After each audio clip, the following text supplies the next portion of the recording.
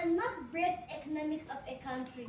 Good respected jury members, the affirmative side, ladies and gentlemen, welcome to today's proposition. I am Abakar Umilkari from Team Katsina, Nigeria, and I am standing here to propose the motion saying, migration boosts economic growth of a country. But before I label my arguments, I would like to orchestrate on how primitive and logical these arguments will be from Team Proposition. I, as a lead speaker, will define the key terms and set out the format on how the debate progresses, giving history of migration and define a keywords, and lay a solid foundation on how it will be by its speakers. My first supporting speaker will rebut the counter arguments and let a solid stand on the motion, reaffirm the stand of our point, and shed more light on why we propose that migration boosts economic growth of a country. Followed by my second supporting speaker, who will deconstruct the entire argument, make a rebuttal, and set out the flip and mitigation of today's debate. Panel, before I proceed to my arguments, let me start by giving you a brief history of migration before moving to define a keywords. Ladies and gentlemen, the history of migration in the world has been divided into three categories. 1. Pre-modern history. 2. Modern history. 3. Contemporary history. But I will emphasize fully on contemporary history from 1960 to date due to the time constraint.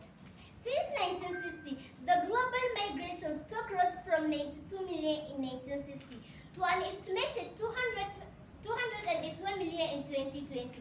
Internal migration, particularly from rural to urban areas, has also been a major trend.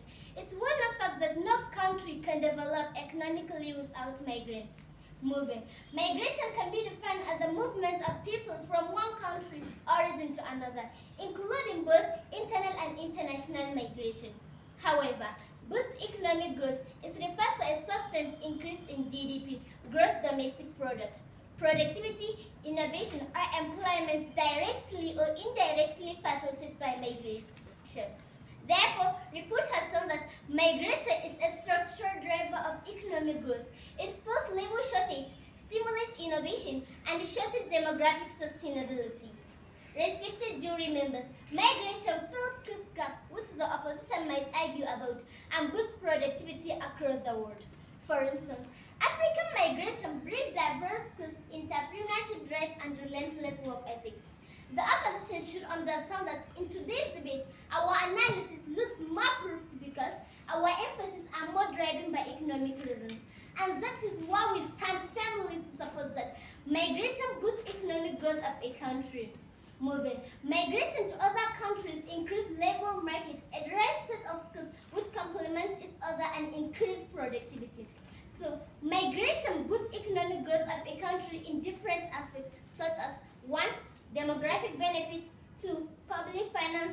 3. Innovation. 4. Entrepreneurship. 5. Economic growth. 6. Labor market support. Proceeding to the point. Considering the great output by the migrants often take up essential role in both high skills and low skill sectors.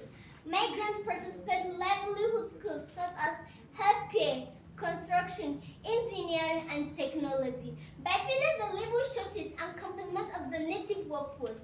Panel, as we stand here to prove the how that migration boosts economic growth of a country through productivity and innovation. Migration increases productivity and innovation. This is because studies have shown that diverse teams are more creative and better at problem solving. Harvard Business School UK also proved that regions with higher migrant populations saw more patient files and faster growth in technology-based startups.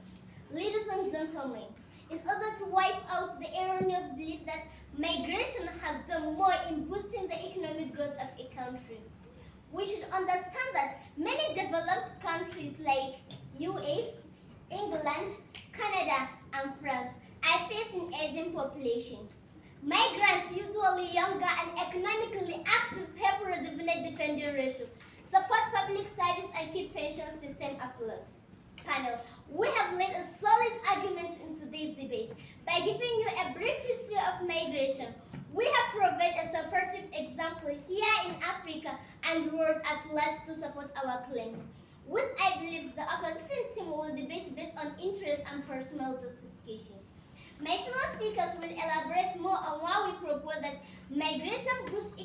growth of a country and look into the micro and macroeconomic gains that migration provides. Conclusively, ladies and gentlemen, the economic evidence is overwhelming. Migration brings labor, talent, innovation, and entrepreneurship, all which are the pillars of economic growth of every country. With these few points of mind, I think my declaration is not sufficient. Considering the time, I can say with no doubt I can't change your mind, but I might change a great percentage, as I can't tell the color of the sun, but wearing a dark spectator might change its visuality. So my point is proving the terminators at the side opposing to match our own proposing side. At this juncture, I rest my case. Thank you.